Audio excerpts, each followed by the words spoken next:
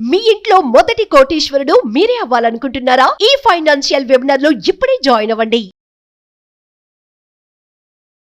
నమస్కారం అండి, నేను మీ నడు రవికుమార్ని. చాలామంది అడుగుతున్నారు, బంగారం ధరలు రోజు అంటే ప్రతిరోజు పైకి కిందికి ఇలా ఫ్లక్చుయేట్ అవుతున్నాయి కదా, ఎందుకు అలా ఫ్లక్చుయేట్ అవుతున్నాయని ఆ విషయం ఇవాళ మీ ముందర నాకు తెలిసిన విషయాలు చెప్తాం అనుకుంటాను. ఏంటంటే గోల్డ్ అన్నది ఇంటర్నేషనల్ మార్కెట్లో ట్రేడెడ్ స్టాక్. అది గోల్డ్ అన్నది కూడా ఒక కమోడిటీ లాగా మెటల్ అనమాట. గోల్డ్ అన్నది ఇది మెటల్ కాబట్టి ఈ మెటల్ లండన్ మెటల్ ఎక్స్చేంజ్ అక్కడ ట్రేడ్ అవుతూ ఉంటుంది.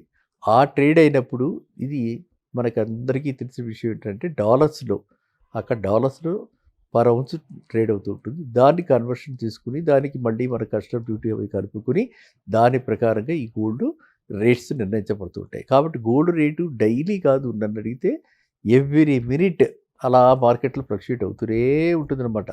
సో అది మనం అందరూ తెలుసుకోవాల్సిన విషయం నెంబర్ 1. నెంబర్ 2, దీన్ని ఏవి ప్రభావితం చేస్తాయి చాలాసార్లు చెప్పుకోవడం జరిగింది. ఏవేవి గోల్డ్ రేటు ఎందుకు పెరుగుతుంది, ఏవేవి ప్రభావితం చేస్తాయంటే ప్రస్తుతం పరిస్థితుల్లో ముఖ్యంగా మనం చెప్పుకోవాల్సింది ఈ geo political tensions.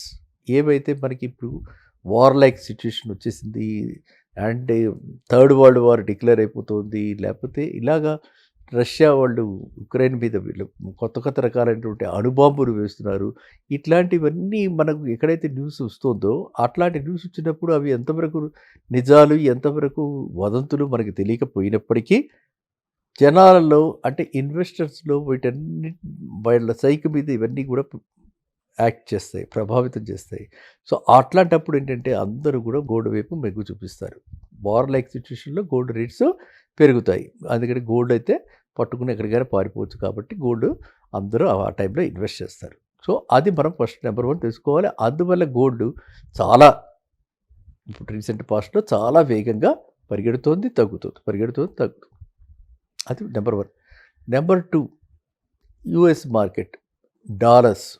US market dollar rate currency మార్కెట్ని బట్టి అంటే కరెన్సీ డాలర్ ఇప్పుడు మనం చూస్తున్నాం కదా, ఇండియన్ రూపీతో పోలుస్తూ ఉంటే ఇండియన్ రూపీ రోజు రోజుకి వీక్ అవుతుంది, డాలర్ స్ట్రెంథన్ అవుతుంది, డాలర్ రేటు పెరుగుతుంది.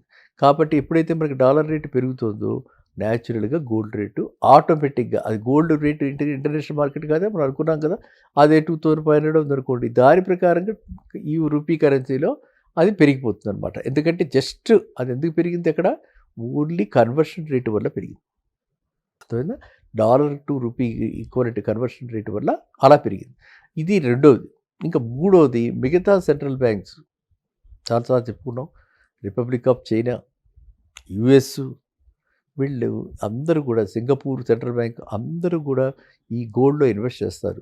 గోల్డ్ని ఒక ప్యారిటీగా తీసుకుని కావాల్సినప్పుడు వరల్డ్ మార్కెట్లో గోల్డ్ ప్రెట్ చేసి మనం డబ్బులు తెచ్చుకోవడానికి వీలవుతుంది. కాబట్టి అందరూ కూడా ప్రతి కంట్రీ కూడా గోల్డ్లో ఇన్వెస్ట్ చేస్తారు. ఆ విధంగా ఇన్వెస్ట్మెంట్ ప్యాటర్న్ ఎప్పుడైతే మనం అబ్జర్వ్ చేస్తున్నామో అప్పుడు కూడా వాళ్ళ అదర్ కంట్రీస్ పెంచితే ఇవి demand and supply, just like any other commodity, demand and సప్లైలో గోల్డ్ రేటు కూడా అప్పుడు ప్రభావితం అవుతుంది, గోల్డ్ రేటు పెరుగుతుంది. ఇవి 3 మెయిన్. ఇవి 3 కాకుండా మనకి సీజనల్ ఫ్యాక్టర్స్ మనకు ఉంటాయి. ఇప్పుడు పెళ్ళిళ్ళ సీజన్, ఎప్పుడు చూసింది ఇప్పుడు ప్రతిరోజు ఇక్కడ పెట్టి అక్కడ పెట్టి అన్నీ almost all function halls are booked, ఎక్కడ ఫంక్షన్ హాల్స్ ఖాళీగా లేవు. సో ఇలాంటప్పుడు సౌత్ ఇండియాలో సౌత్ ఇండియా ఏంటి, నార్త్ ఇండియాలో కూడా ఇంకా చాలామంది ఇంటరాక్ట్ అవుతూ తెలుస్తుంది అంటే గోల్డ్ నార్త్ ఇండియాలో కూడా ఇప్పుడు చాలా క్రేజ్ పెరిగింది. అక్కడ కూడా గోల్డ్ ఇన్వెస్ట్ చేస్తున్నారు, కొంటున్నారు పెళ్ళిళ్ళకి. సో అలా పెళ్ళిళ్ళకి కొనే పెళ్ళిళ్ళ సీజన్లో కూడా గోల్డ్ రేట్లు పెరుగుతాయి. సో లోకల్ ఫ్యాక్టర్స్ కూడా వీటికి కంట్రిబ్యూట్ చేస్తుంటాయి. సో ఈ విధంగా గోల్డ్ రేటు ప్రభావితం అవ్వడానికి ఇన్ని ఫ్యాక్టర్స్ ఉన్నాయన్నమాట. ఈ ఫ్యాక్టర్స్ అన్నీ కాకుండా మనకి ఇంకొక ఫ్యాక్టర్ కూడా ఉంది. ఏంటంటే స్టాక్ మార్కెట్ కనుక బాగుందనుకోండి, జనాలు అందరికీ తెలుసు వేలం వెర్రి, ఏ ట్రెండ్ ఏదైతే మోజు అందులోకి వెళ్ళిపోతారు. సో అక్కడ రిటర్న్స్ పెట్టడానికి పెడతారు.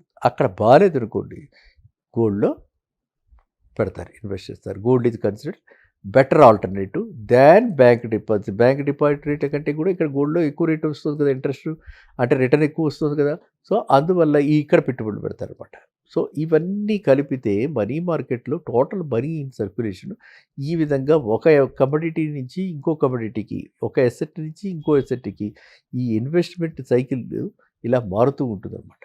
రిస్క్ తీసుకుని ఈ రోజుల్లో ఇంత ఒడిదుడుకులకు గురవుతున్నటువంటి స్టాక్ మార్కెట్లో పెట్టే బదులు రిలేటివ్లీ దాంతో పోలిస్తే చాలా తక్కువ ఫ్లక్చుయేషన్. దాంతో పోలిస్తే 81,000 నుంచి గోల్డ్ రేట్ ఎక్కడ దాకా 76,000 దాకా వచ్చింది. అమ్మ 5,000 తగ్గింది, 5,000 తగ్గింది అనుకున్నారు, మళ్ళీ పెరగటం మొదలుపెట్టింది. కాబట్టి నేను ఎప్పుడు చెప్తున్నాను, లాంగ్ రన్లో గోల్డ్ ఎప్పుడు కూడా పైకే. సో గోల్డ్లో ఎప్పుడు కూడా మన ఇన్వెస్ట్మెంట్ లాంగ్ రన్లో సేఫ్. అండ్ ఈ గోల్డ్ వల్ల మనకి లిక్విడిటీ ప్రాబ్లం కూడా లేదు. ఎనీ బ్యాంకర్ ఎవరైనా, ప్రైవేట్ వాళ్ళు, నాన్ బ్యాంకింగ్ ఫైనాన్స్ కంపెనీస్ వాళ్ళు ఎవరైనా కూడా గోల్డ్ మీద లోన్ ఇవ్వడానికి ఎప్పుడు సంసిద్ధులుగా ఉంటారు. కాబట్టి మనం గోల్డ్లో ఇన్వెస్ట్ చేయాలి. ఆ గోల్డ్ కూడా నేను చెప్తున్న 10% of your total investment minimum ఉండాలి. అండ్ ఈ గోల్డ్ని మనము మంచి అంటే purity of gold is very very important. కాబట్టి purity of gold, ornamental gold 22 carat అవునా కాదా అని ఖచ్చితంగా నిర్మోహమాటంగా మన షాపులో అడిగి సర్టిఫికేట్ కూడా వీలైతే తీసి పెట్టుకుంటే మంచిది. భవిష్యత్తులో ఎప్పుడైనా సరే మనం లోన్ తీసుకుంటున్నప్పుడు గోల్డ్ ప్యూరిటీ చూస్తారు. కాబట్టి ఆ గోల్డ్ ప్యూరిటీ మీద మీరు దృష్టి సారించండి. అదేవిధంగా ఇన్వెస్ట్మెంట్ పర్పస్కి గోల్డ్ కొంటున్న వాళ్ళు మాత్రం ఖచ్చితంగా మీరు వీలైనంత మటుకు ఈ రాల్డ్ ఆర్టిఫిషియల్ ఏవైతే స్టోన్స్ ఉంటాయో ఆ స్టోన్ మేడ్ గోల్డ్ ఆర్నమెంట్స్లో తక్కువ కొనుక్కోండి. ఓన్లీ ప్యూర్ గోల్డ్ ఉన్నదే కొనుక్కోండి. అప్పుడు మీకు తరుగు కూడా తక్కువ ఉంటుంది. అదే కనుక స్టోన్ స్టడెడ్ అంటారు అనమాట. అంటే స్టోన్స్తో పెట్టి ఆ బంగారం నగలు చేసినప్పుడు మనకి వేస్టేజ్ కూడా ఎక్కువ ఉంటుంది. కాబట్టి పెట్టుబడి పెట్టేవాళ్ళు మాత్రం ఖచ్చితంగా అంటే ఇన్వెస్ట్మెంట్ ఓరియంటెడ్గా ఆలోచించేవాడు మాత్రం ఆ విధంగా పెట్టండి. అదే నగలు ధరించాలి, ఆనందం పొందాలి అనుకుంటే మాత్రం కావాల్సిన గోల్డ్ కొనుక్కోండి. దాన్ని పెట్టుకుంటారు. అటు ఆ విధంగా ఎంజాయ్మెంట్ ఉంటుంది, హ్యాపీనెస్ ఉంటుంది. ఇటు కావాల్సినప్పుడు అది మనం తరుగు తీసుకుని చేసుకోవచ్చు. సో ఈ విధంగా ఉన్నప్పుడు గోల్డ్లో మీరంతా కూడా ఖచ్చితంగా అడిగి సరైన షాపులో, అంటే బ్రాండెడ్ షాపుల్లో, లేదు మనకి ఎప్పటి నుంచో తెలిసిన షాపుల్లో తీసుకుని, అది బ్రాండెడ్ షాప్స్లో చాలా చోట్ల ఇవాళ దాన్ని ఎస్ఏయింగ్ అంటారంటే గోల్డ్ ప్యూరిటీ టెస్ట్ చేయించుకుని ఆ సర్టిఫికేట్ పెట్టుకోండి. ఎప్పుడు కూడా మనం భవిష్యత్తులో ఎప్పుడు కావాలనుకున్నా కూడా మనకి సర్టిఫికేట్ ఉంటే ఖచ్చితంగా అది గోల్డ్ దాని యొక్క నాణ్యత మనకి పూర్తి భరోసా ఉంటుంది. కాబట్టి మనకు కావాల్సినటువంటి మనం ఎక్కడైనా సరే ఎప్పుడైనా పెట్టి మార్టిగేజ్ చేసి లోన్ తెచ్చుకోవడానికి అవకాశం ఉంటుంది. అంతేగాని ఎక్కడ కూడా బ్రహ్మకు పడి ఎవరో ₹1000 కనుక తగ్గించి ఇస్తున్నామనంటే అది కరెక్ట్ అనుకుని, లేకపోతే ఇంకేదైనా గోల్డ్ రేటు ఎవ్వరు కూడా తగ్గించలేరు. గోల్డ్ రేట్లో మార్జిన్ చాలా తక్కువ. సో ఏమి జరిగినా లాసు అంటే మేకింగ్ ఛార్జెస్లో కానీ వేస్టేజ్లో కానీ మాత్రమే అడ్జస్ట్మెంట్స్ ఉంటాయి.